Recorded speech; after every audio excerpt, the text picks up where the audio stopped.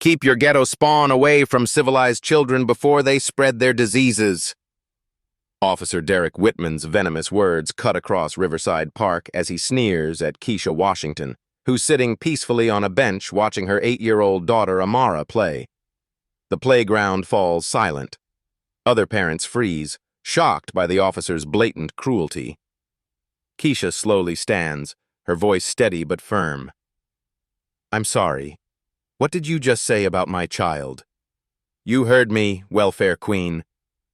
Whitman steps closer, his face twisted with disgust. "Now pack up your little criminal and—" The slap comes without warning. Kesha's head snaps to the side, the sound echoing like a gunshot across the park. Children scream, parents pull out phones, frantically recording. Amara drops from the swing, sobbing as she runs toward her mother, but Kesha doesn't cry. She slowly turns back, touching her burning cheek with unnaturally calm fingers, studying Whitman's badge number like she's memorizing evidence. Have you ever watched someone make a mistake that would destroy their entire career? 3 hours earlier, Kesha Washington had been just another single mother navigating her Saturday routine. She'd dropped Amara off at soccer practice, grabbed coffee from the corner bodega where Mrs. Carter always asked about her government work, and settled onto her usual bench at Riverside Park with a clear view of the playground. To any observer, she looked like countless other parents, tired but attentive, scrolling through her phone while keeping one eye on the children. But there were subtle differences that only a trained eye might notice. The way she positioned herself with her back to a tree, clear sight lines in all directions.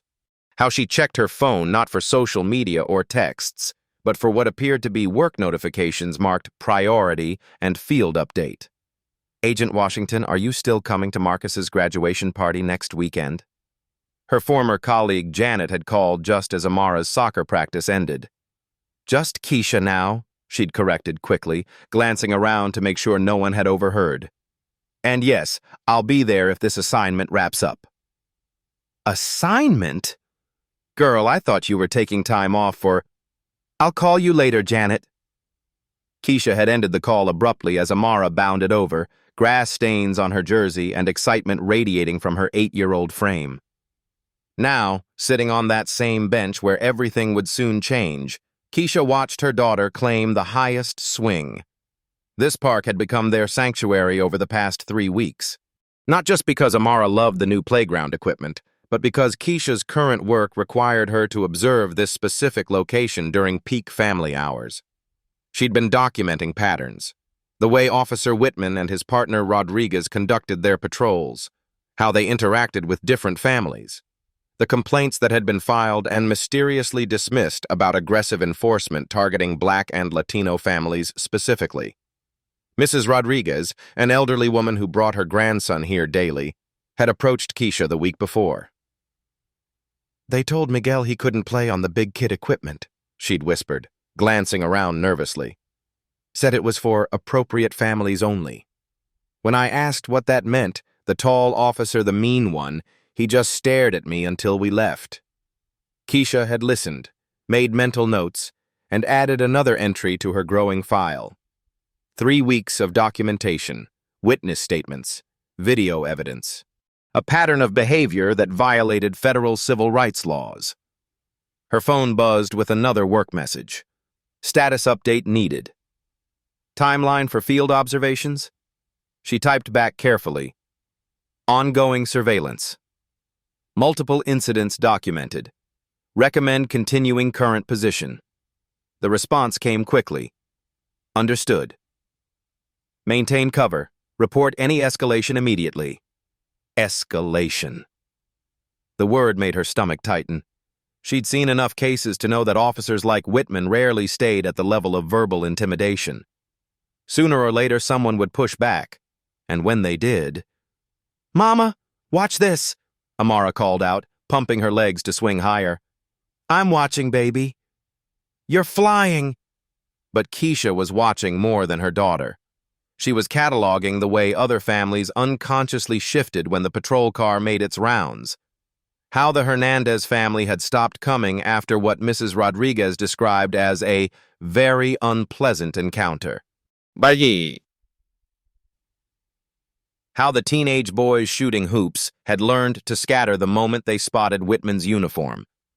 This community was being systematically intimidated, and the formal complaints were disappearing into bureaucratic black holes, which was exactly why federal oversight existed. Why agents like her spent weeks blending into communities, documenting what local authorities preferred to ignore. Her phone rang. Amara's school principal. Miss Washington? I hate to bother you on the weekend, but we've had some concerns about Amara's recent behavior. She's been asking a lot of questions about police officers, whether they're good guys or bad guys. Some of her drawings have been concerning. Kesha closed her eyes. Even at 8, Amara was absorbing the tension that surrounded them, the knowledge that their safe spaces weren't actually safe. I'll talk to her, Mrs. Patterson. Thank you for calling. Is everything okay at home? If there's something we should know, everything's fine. Just some grown-up worries she's picking up on. But nothing was fine. Not when families had to calculate which playgrounds were safe. Not when children learned to read officer moods before they could read chapter books. Not when a federal agent had to work undercover to document what should have been obvious to any supervisor with eyes. The patrol car rounded the corner, right on schedule. Kesha straightened, her pulse quickening with the familiar surge of adrenaline that came before any operation. She didn't know that in 10 minutes, everything would change, that her carefully maintained cover would be blown in the most violent way possible. She only knew that justice sometimes required witnesses, and today, she was perfectly positioned to witness everything. The patrol car pulls up with deliberate slowness, tires crunching on the gravel path that winds through Riverside Park. Officer Derek Whitman emerges first, his massive frame casting a long shadow across the playground. His partner, Officer Maria Rodriguez, follows more hesitantly, her expression already showing the discomfort that will haunt her testimony months later. Kesha watches them approach, her trained eye immediately cataloging details. Whitman's aggressive posture, the way he scans the diverse families like a predator selecting prey. Rodriguez's reluctance, staying a half step behind, her hand unconsciously resting on her radio rather than her weapon. Mama, Amara calls from the swings. Why did those police officers look at you like that? Like what, baby? Like you did something bad. From the mouth of an 8-year-old comes the truth that adults spend careers trying to document. Even children can recognize the weight of unjust scrutiny. Whitman stops directly in front of Kesha's bench, close enough that she has to tilt her head back to meet his eyes. The positioning is intentional, a power play designed to intimidate. What he doesn't know is that federal agents are trained to recognize and counter exactly these psychological tactics. Afternoon, ma'am. His voice carries the false politeness that precedes cruelty. We've had some complaints about loitering in this area. Kesha's response is measured, professional. What specific complaints, officer? She glances at his name tag, already knowing what she'll find. Officer Whitman. The fact that she reads his name seems to irritate him. Most people avoid eye contact, avoid personalizing these encounters. Her directness throws him off his practiced script. Complaints about people who don't belong here make other families uncomfortable. I see. And what makes you think I don't belong here? It's a simple question, but it cuts straight to the heart of his assumptions. Around the playground, other parents are starting to take notice. Mrs. Carter from the bodega pulls out her phone, already sensing something wrong. A jogger slows her pace, circling back to stay within earshot. Rodriguez shifts uncomfortably. Derek, maybe we should... I got this, Maria. Whitman's voice sharpens. He leans closer to Kesha, invading her personal space. Look, lady. I don't know what game you're playing, but you need to pack up your kid and move along before this becomes a problem. What kind of problem? The question hangs in the air like a challenge. Kesha remains perfectly still on the bench, her posture relaxed but alert. She's not backing down, not showing the fear he's accustomed to seeing. The kind where Child Protective Services gets involved, Whitman snarls, his mask of professionalism finally slipping. The kind where we start asking questions about supervision and appropriate environments for children. The threat hits like a physical blow. Around the playground, parents exchange horrified glances. Someone threatens to take your child away, and every parent in earshot feels their own vulnerability. But Kesha's training kicks in. Document everything. Stay calm. Let him reveal his true nature. Are you threatening to make a false report to CPS because I asked you to explain your complaint? False?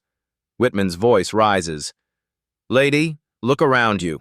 Look at how you're dressed, where you're sitting, the kind of influence you're exposing that kid to. Real parents don't need the police to explain. Keep your ghetto spawn away from civilized children before they spread their diseases. The words explode across the playground like shrapnel. Every conversation stops. Children pause mid-play, sensing the adult tension without understanding its source. Amara's swing slows as she turns toward her mother, confusion written across her young face. Kesha stands slowly, every movement controlled. I'm sorry. What did you just say about my child? You heard me, welfare queen. Whitman steps closer, his face twisted with a hatred that's been festering for years. Now pack up your little criminal and get out before I— Before you what, officer? Her voice cuts through his rage like ice water. Something in her tone, the complete absence of fear, the clinical precision of someone documenting evidence, should have warned him, should have made him step back, reassess, remember his training. Instead, he leans forward until his face is inches from hers. Before you learn what happens to people who don't know their place. Rodriguez takes a step forward. Derek, that's enough. We should— Stay out of this, Maria. This one needs to understand. The slap comes without warning. Whitman's hand connects with Kesha's cheek with a crack that echoes across the entire park. The force of it snaps her head to the side, leaving an immediate red handprint across her dark skin. Around the playground, chaos erupts. Children scream, parents shout. Mrs. Carter's phone captures everything from 15 feet away. The jogger is already dialing 911, though she's not sure who to call when the police are the ones committing the crime. Mama!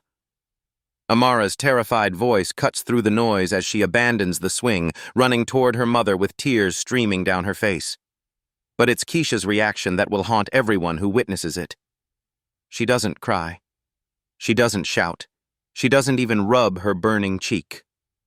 Instead, she slowly turns back to face Whitman, her movements deliberate and calm. Officer Derek Whitman, badge number 4127.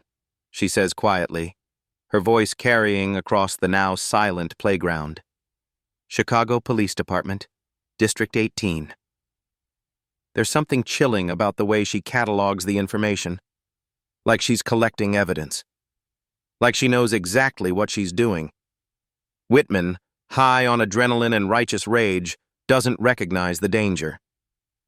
That's right, sweetheart. Remember that name when you're filling out your welfare applications. Rodriguez grabs his arm. Derek, we need to go. Now. Not until she understands. I understand perfectly, Kesha interrupts, pulling Amara close while maintaining eye contact with Whitman. I understand that you just committed assault and battery against a civilian in front of multiple witnesses while in uniform, representing the Chicago Police Department. Her legal precision should be a red flag.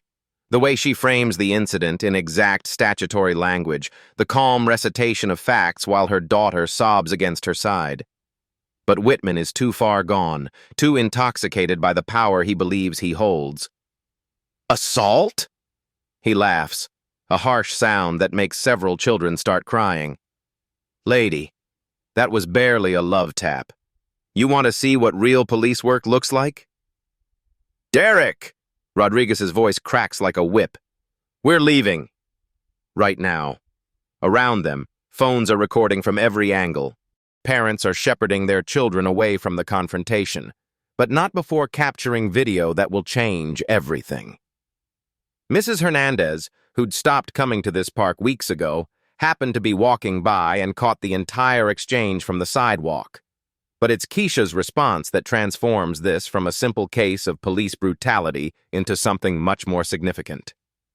As she holds her traumatized daughter, as she faces down a uniformed officer who just assaulted her in broad daylight, her voice remains steady and professional. "Officer Rodriguez," she says, addressing the partner directly, "I need you to know that this entire incident has been witnessed, recorded, and will be reported through appropriate channels." Something about the phrase "appropriate channels" makes Rodriguez's blood run cold. It's not the language of an angry civilian. It's the language of someone who knows exactly which forms to file, which departments to contact, which laws have been violated. Whitman, oblivious to the warning signs, sneers one final time. "Report it to whoever you want, princess. Nobody cares what people like you have to say." As the officers finally retreat to their patrol car, as the crowd of witnesses begins to disperse, as Amara's sobs gradually quiet against her mother's shoulder, one question hangs in the air. Who exactly is Kesha Washington, and why does she seem so unnaturally prepared for what just happened? The answer will reshape everything. But first, the system has to run its predictable course. Within an hour, the videos are everywhere. Mrs. Carter's footage, shaky but clear, shows the entire confrontation from start to finish. The jogger's phone captured the slap from a different angle, the sound even more shocking when isolated from background noise. Most damning of all is the security camera mounted on the park's maintenance building, its wide-angle lens documenting everything with bureaucratic precision. But the official story being typed into the Chicago Police Department's incident management system tells a very different tale. The subject appeared agitated and confrontational upon initial contact, Officer Whitman dictates to his partner as they sit in their patrol car 3 blocks from Riverside Park. Female, approximately 30 to 35, exhibited signs of possible substance abuse or mental disturbance. Rodriguez's fingers hover over the keyboard, her stomach churning. "Derek, that's not what—" "Are you questioning my report, Officer Rodriguez?" The weight of seniority, of departmental politics, of career survival presses down on her shoulders. She continues typing. The subject became increasingly hostile when asked to comply with reasonable requests to relocate. When the officer attempted to de-escalate the situation, the subject made threatening gestures toward uniformed personnel. The lies flow easily now, each sentence moving them further from the truth and deeper into a system designed to protect itself. "No mention of physical contact," Whitman adds. The subject was never touched by officers. Any claims to the contrary represent false accusations intended to discredit law enforcement. Meanwhile, back at the park, Kesha sits on the same bench where everything changed, holding Amara close as her daughter's tears finally begin to subside. Other parents approach hesitantly, offering support, sharing their own stories of encounters with Whitman. "He made my son empty his pockets last month," whispers Mr. Johnson, a black father whose 10-year-old son had been playing basketball. "Said he looked suspicious shooting hoops alone. My family stopped coming here after he told us this park wasn't for our kind," adds Mrs. Vasquez, her voice shaking with remembered humiliation. Each story adds another layer to the pattern Kesha has been documenting. But now she's no longer just an observer. She's become part of the evidence. Her phone buzzes with a text from her sister. "Girl, you're all over Facebook. Are you okay? Do you need me to come get Amara?" Another message from Janet. "Saw the video." "Holy shit, Kesha. What's your plan?" And then one that makes her blood run cold from an unknown number. "Maybe next time you'll know your place, bitch." She deletes that one immediately, but not before screenshotting it for her files. "Mama," Amara says quietly, "why did that policeman hit you?" The question every parent dreads: how to explain institutional racism and abuse of power to a child who still believes the world makes sense. Sometimes, baby, people with power use it the wrong way. But there are other people whose job it is to fix that when it happens. Are you going to tell him? Kesha strokes her daughter's hair, choosing her words carefully. I'm going to make sure what happened today doesn't happen to other families. What Amara doesn't know is that her mother has already sent 3 text messages that will set federal wheels in motion. The first to her direct supervisor, cover blown. The incident escalated to assault. Request immediate consultation. The second to the FBI's Civil Rights Division. Federal agent assaulted by subject under investigation. Video evidence secured. Moving to Phase 2. The third to a secure number that connects directly to the Department of Justice. Pattern confirmed. Ready to proceed with formal charges. By evening, local news stations are running the story. Channel 7's report leads with Mrs. Carter's video, the slap playing in slow motion while the anchor's voice provides context. A disturbing incident at Riverside Park has raised new questions about police conduct in Chicago's South Side communities. The segment interviews several witnesses, their faces blurred for protection. It was completely unprovoked, one voice states. She was just sitting there with her daughter. I've never seen anything so cruel. But the most telling moment comes when they reach out to the Chicago Police Department for comment. The spokesperson's response is textbook deflection. We are aware of allegations circulating on social media regarding an incident in Riverside Park. The department takes all complaints seriously and will conduct a thorough internal review of any claims of misconduct.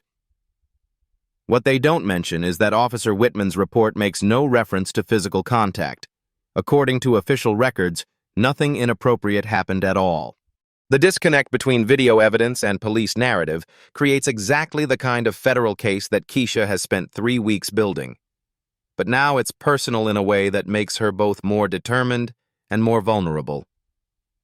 As she tucks Amara into bed that night, her daughter asks one more question. Mama, are you scared of that policeman? Kesha considers her answer carefully. The truth is complicated. She's not afraid of Derek Whitman. She has resources and authority he can't imagine. But she is afraid of what this means for every other black mother who sits on park benches, who takes their children to playgrounds, who exists in public spaces while being seen as threats rather than human beings. No, baby. I'm not scared of him, but I am going to make sure he learns that his behavior has consequences. Outside, a car drives slowly past their apartment. Probably nothing. Possibly surveillance. In 12 hours, everything will change again. But for now, Kesha Washington allows herself to be simply a mother, comforting her traumatized child. Tomorrow, she'll remind the world that she's much more than that. The call comes at 7:47 a.m., interrupting Chicago Police Commander Patricia Hayes' first cup of coffee and what should have been a quiet Monday morning review of weekend incidents. Commander Hayes? This is Deputy Director Sarah Mitchell from the FBI's Chicago Field Office. I need to discuss the Riverside Park incident from yesterday. Hayes pulls up the report on her screen, Whitman's sanitized version still glowing in neat bureaucratic paragraphs. I'm not sure what federal interest there might be in a minor neighborhood dispute. Deputy Director. Ma'am, I need you to pull the personnel file for Officer Derek Whitman immediately. And I need the original incident report, not the amended version that's currently in your system. The words hit Hayes like ice water. Amended version? She'd approved Whitman's report herself, noting how cleanly it avoided any problematic details. Now the FBI is suggesting there are multiple versions. I'm not sure I understand. Commander, the civilian who was assaulted in your officer's report? Her name is Special Agent Kesha Washington. She's been conducting federal civil rights surveillance in your district for 3 weeks under deep cover. The phone slips from Hayes' hand, clattering against her desk. Around her, the precinct continues its normal Monday morning rhythm, officers filing reports, phones ringing, the coffee machine gurgling in the break room. but her world has just tilted completely off its axis. She retrieves the phone with shaking hands. I'm sorry, could you repeat that? Special Agent Washington was embedded in your community documenting patterns of discriminatory enforcement. What your officer did yesterday, assaulting a federal agent in the line of duty while violating the civil rights of local residents, that's now a federal crime with mandatory prosecution guidelines. Hayes's mind races through the implications. A federal agent, assaulted by one of her officers, while conducting official federal business. The video that's been circulating on social media isn't just evidence of police brutality, it's documentation of multiple federal crimes. Deputy Director, if there's been some misunderstanding. There's no misunderstanding, Commander.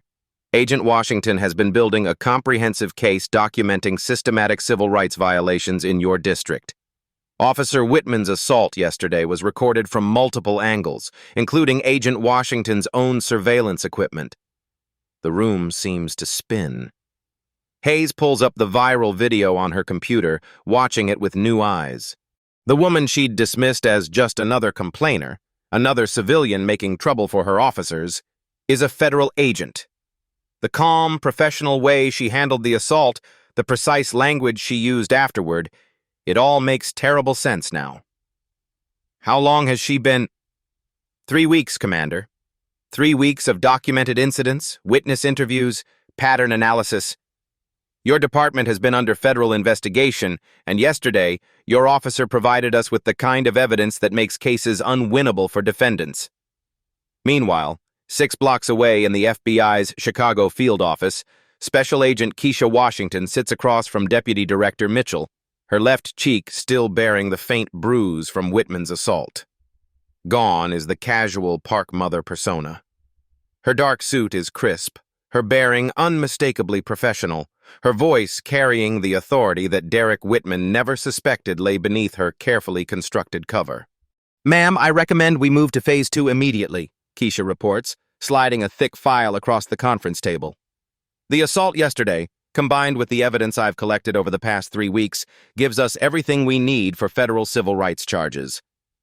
Mitchell opens the file, revealing photographs, transcripts, video evidence, witness statements, a comprehensive case that transforms isolated incidents into a pattern of systematic abuse. Walk me through what you documented before yesterday's incident. Kesha's presentation is meticulous, professional, and devastating. 17 separate incidents of discriminatory enforcement.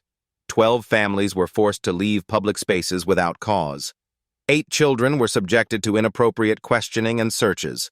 Multiple false reports filed to justify unconstitutional behavior. She clicks through photographs on her laptop. Officer Whitman targeted the Rodriguez family for loitering while they watched their grandson play. The Hernandez children ordered off playground equipment deemed inappropriate for their type. Mr. Johnson's 10-year-old son was forced to empty his pockets while shooting basketball alone. Each image, each incident report, each witness statement builds an undeniable case of systematic civil rights violations. But it's the final video that changes everything yesterday's assault, captured from Kesha's own recording device with crystal-clear audio and video.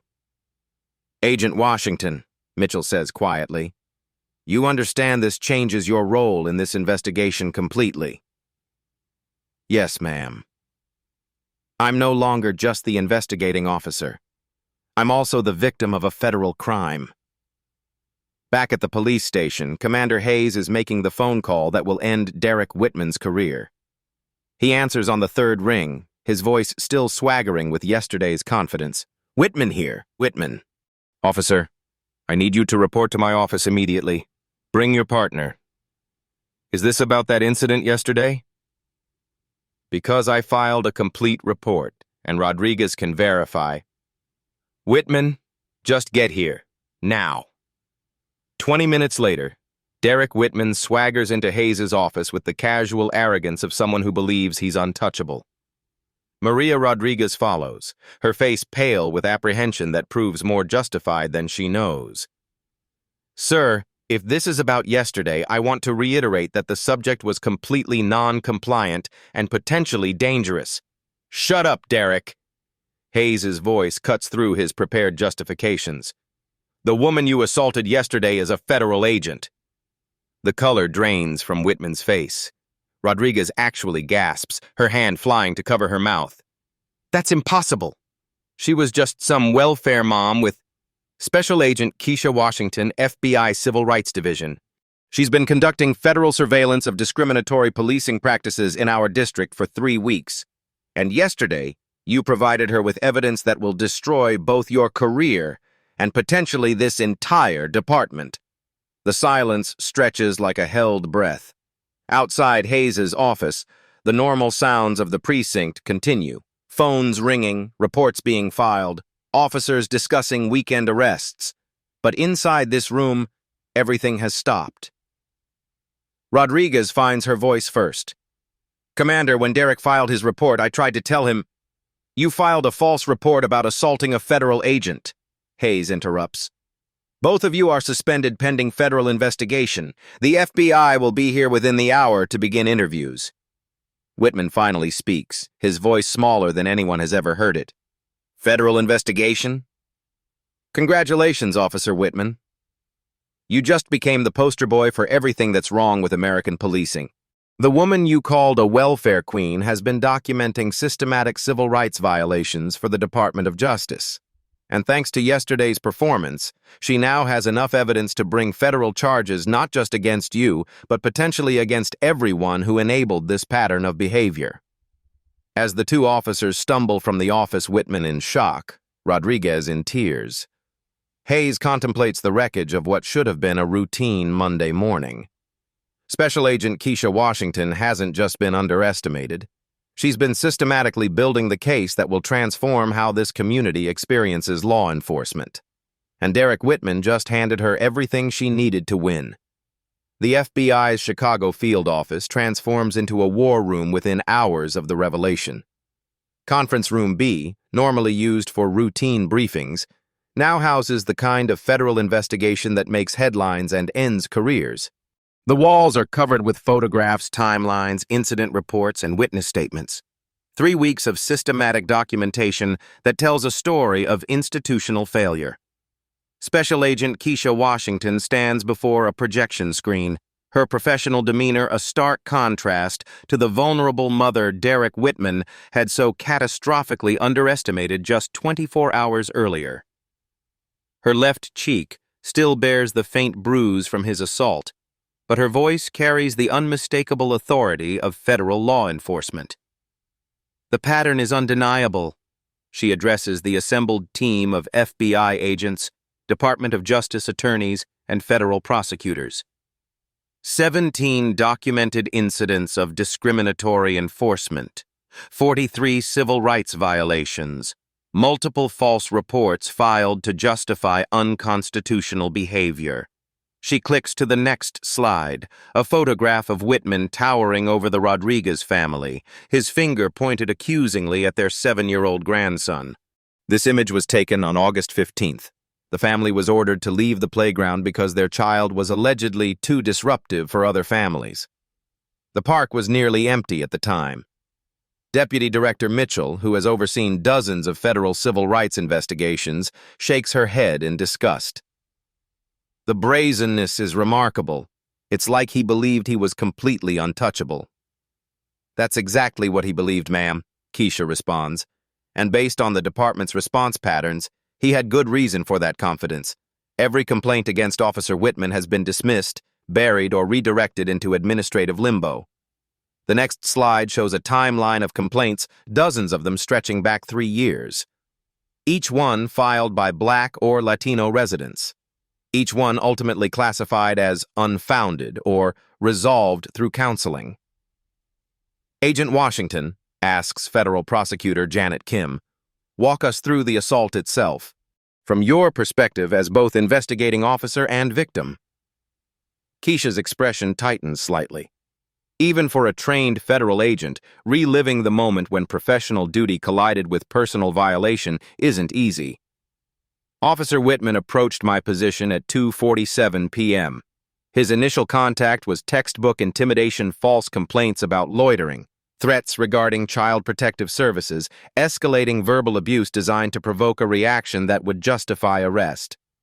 She pauses the video at the moment just before the slap. At this point, I had documented sufficient evidence for federal charges, but I maintained my cover because his behavior was escalating beyond anything I'd previously witnessed. Did you consider revealing your identity to de-escalate? No, ma'am.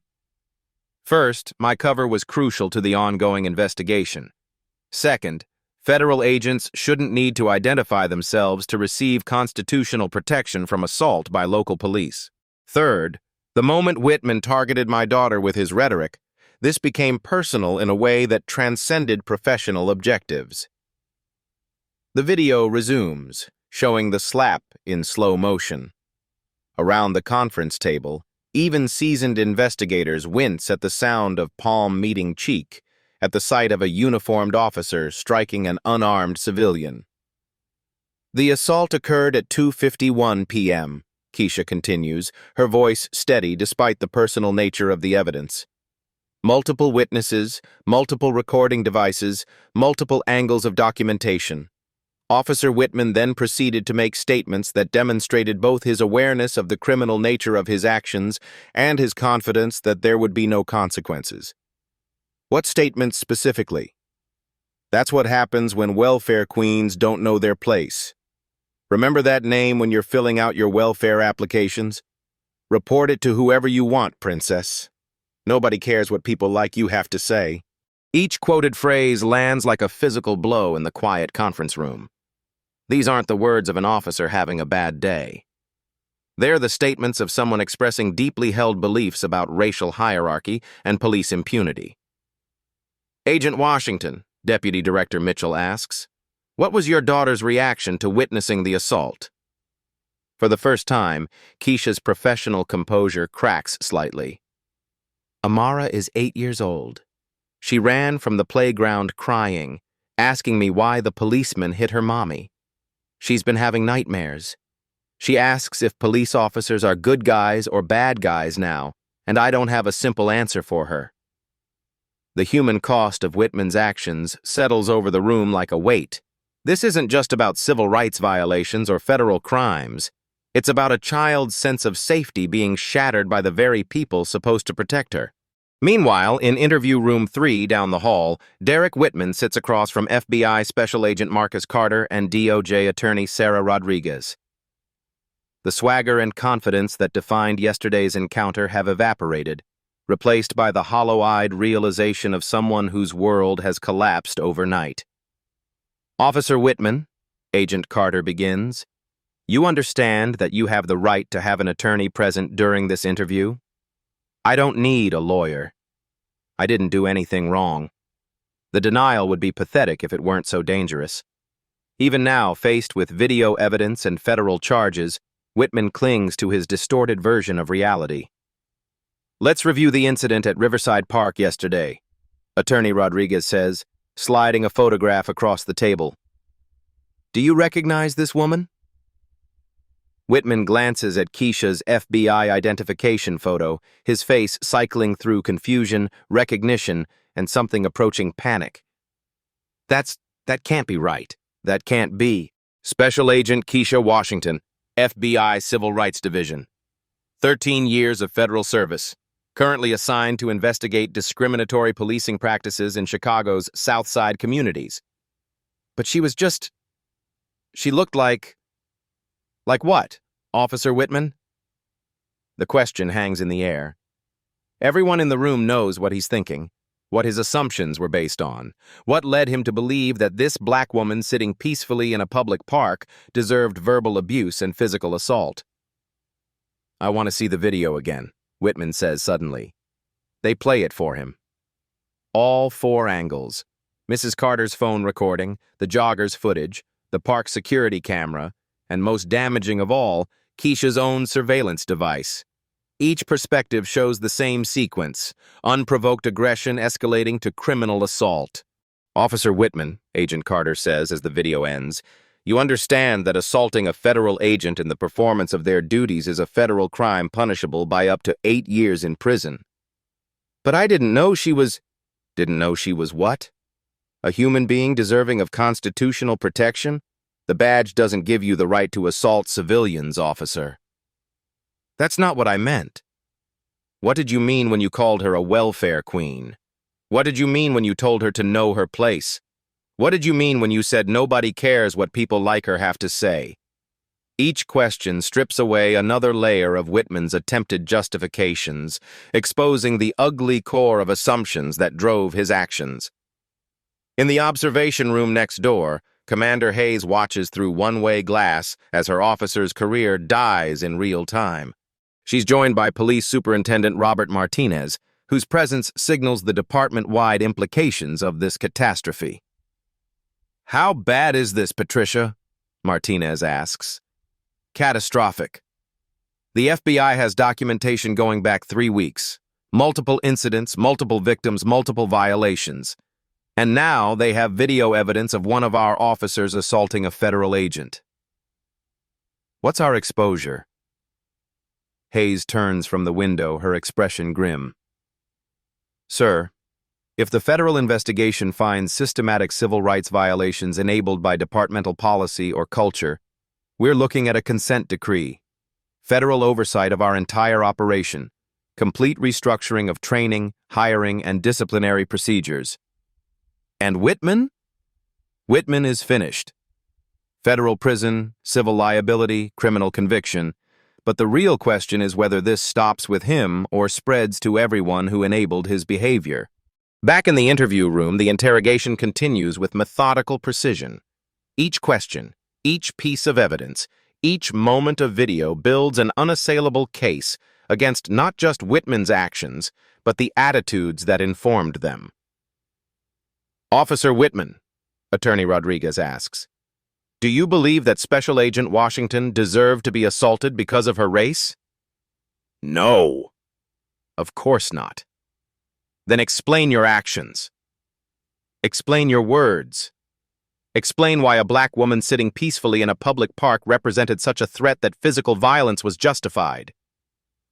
The silence stretches for long minutes. Whitman's breathing is labored, his face flushed with the effort of trying to construct an explanation that doesn't exist. Finally he speaks, his voice barely above a whisper. I thought she was just another." "Another what?" "Another complaint that would go away." The admission hangs in the air like a confession. Not just to the assault, but to the systematic pattern of abuse that made it feel routine. The belief that black residents exist at the mercy of police discretion, that their constitutional rights are conditional, that complaints against officers like him disappear into administrative black holes. "Officer Whitman," Agent Carter says, leaning forward across the table, "yesterday you assaulted a federal agent who was documenting your pattern of civil rights violations. Today, you're going to help us understand how many other victims there have been and who in your department made it possible."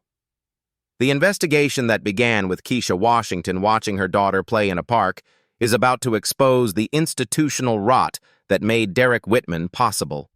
And for the first time in his career, he's going to face real consequences for actions he never imagined would be challenged.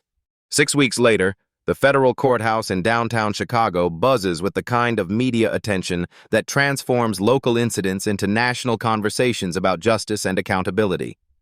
Outside, protesters hold signs reading "Justice for Kesha" and "End Police Impunity," while news vans line the street with satellite dishes pointed skyward like prayers for truth. Inside courtroom 1847, Derek Whitman sits at the defendant's table wearing the ill-fitting suit of a man whose world has collapsed. Gone is the swagger, the uniform, the authority that once made families scatter from playgrounds. In its place sits a hollow shell facing federal charges that carry a mandatory minimum sentence. Federal Judge Patricia Morrison reviews the plea agreement with the clinical precision that has defined her 20-year career. "Mr. Whitman, you understand that by pleading guilty to federal civil rights violations under 18 U.S.C. Section 242, you are admitting to willfully depriving Special Agent Washington of her constitutional rights while acting under color of law." "Yes, Your Honor." His voice is barely audible. And you understand that this plea agreement includes your cooperation with ongoing federal investigations into systemic civil rights violations within the Chicago Police Department? Yes, Your Honor. In the gallery, Kesha Washington sits in the front row, her FBI credentials clearly visible on her lapel. Beside her, Amara fidgets in her best dress, still too young to fully understand the proceedings, but old enough to recognize that the man who hit her mother is being held accountable. Judge Morrison continues reading the terms that will reshape Whitman's life. 18 months federal imprisonment, 3 years supervised release, mandatory civil rights training, prohibition from law enforcement employment, and payment of restitution to the victim and affected community members. But the individual sentence is only the beginning of the reckoning. Furthermore, Judge Morrison states, this court notes that the defendant's actions have triggered a comprehensive federal investigation resulting in significant institutional reforms within the Chicago Police Department. The reforms are unprecedented in scope. A federal consent decree now governs CPD operations, mandating external oversight of hiring, training, and disciplinary procedures. Every officer must complete 40 hours of civil rights and de-escalation training. Body cameras are mandatory for all civilian interactions. Community oversight boards have been established with real authority to investigate complaints.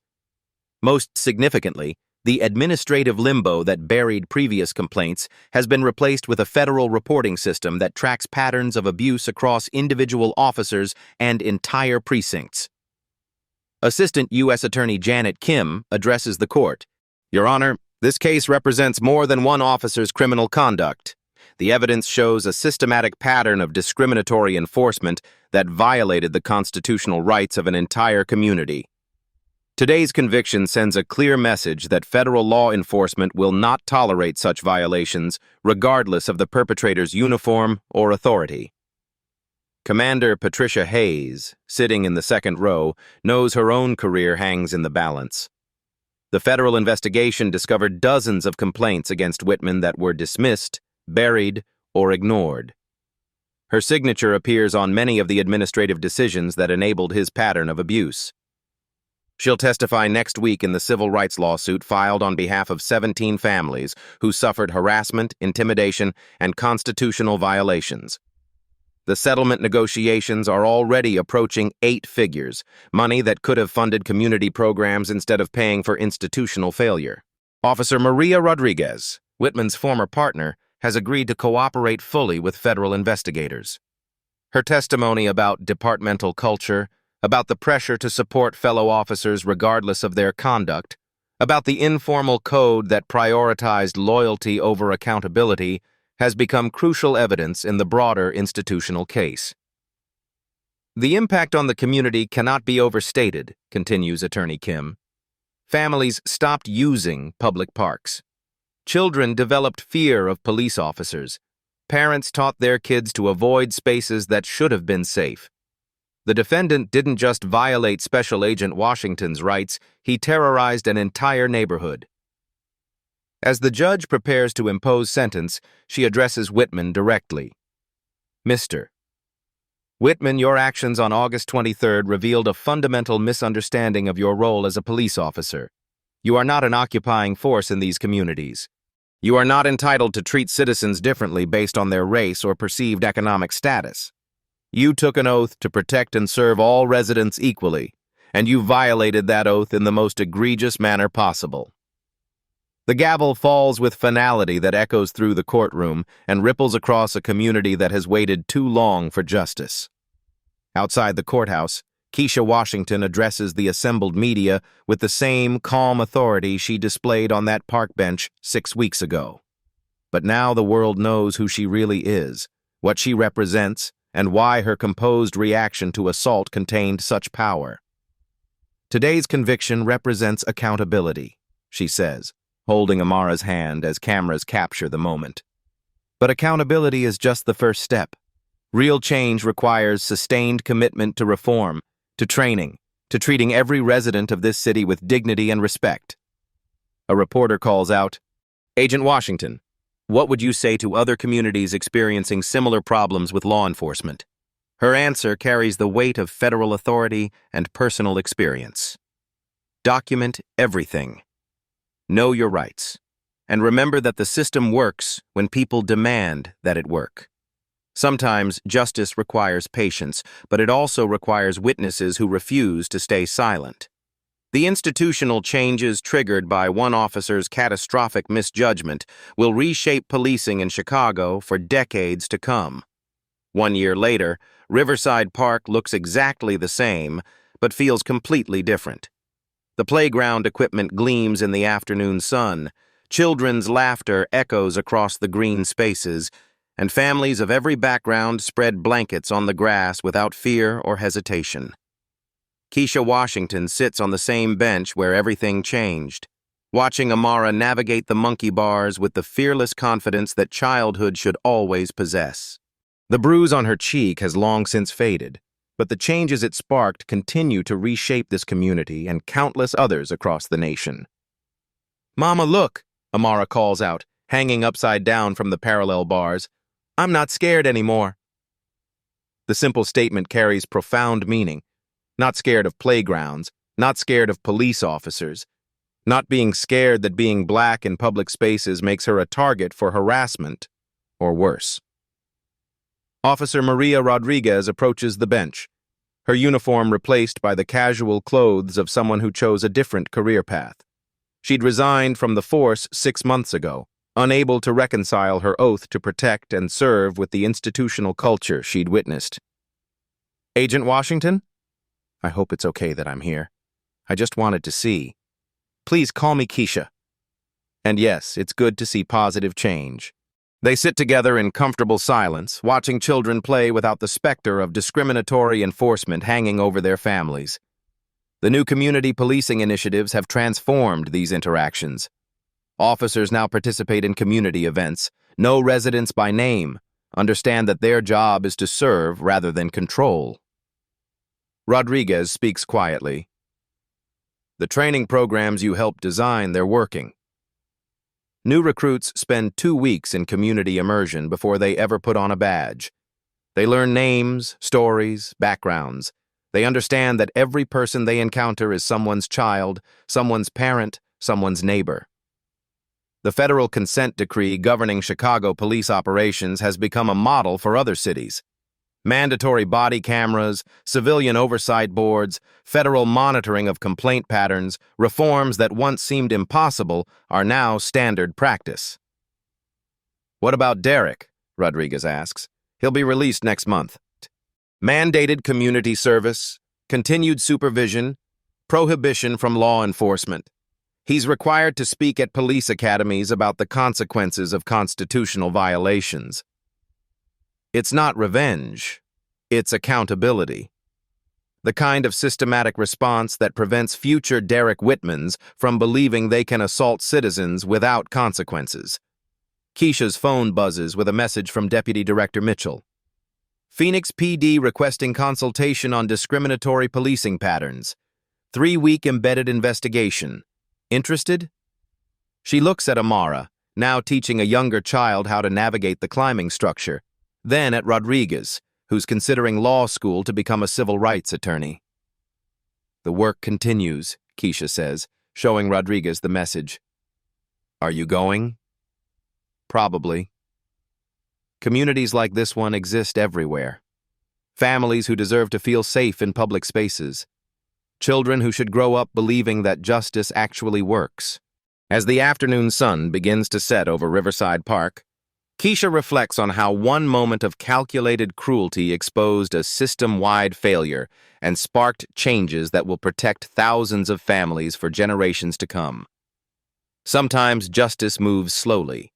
Sometimes it requires federal agents sitting on park benches, documenting violations, building cases that transform institutions.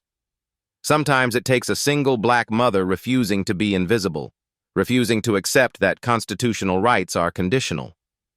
Have you ever witnessed injustice and wondered if speaking up would matter? Kesha's story proves that our voices, our videos, our witness testimony can be the evidence that changes everything. What would you have done in that park that day? Share your thoughts in the comments below, and if this story moved you, Hit that like button and subscribe to Black Soul Stories for more stories about justice, accountability, and the power of ordinary people to demand extraordinary change. Because sometimes the system works exactly as it should when we force it to.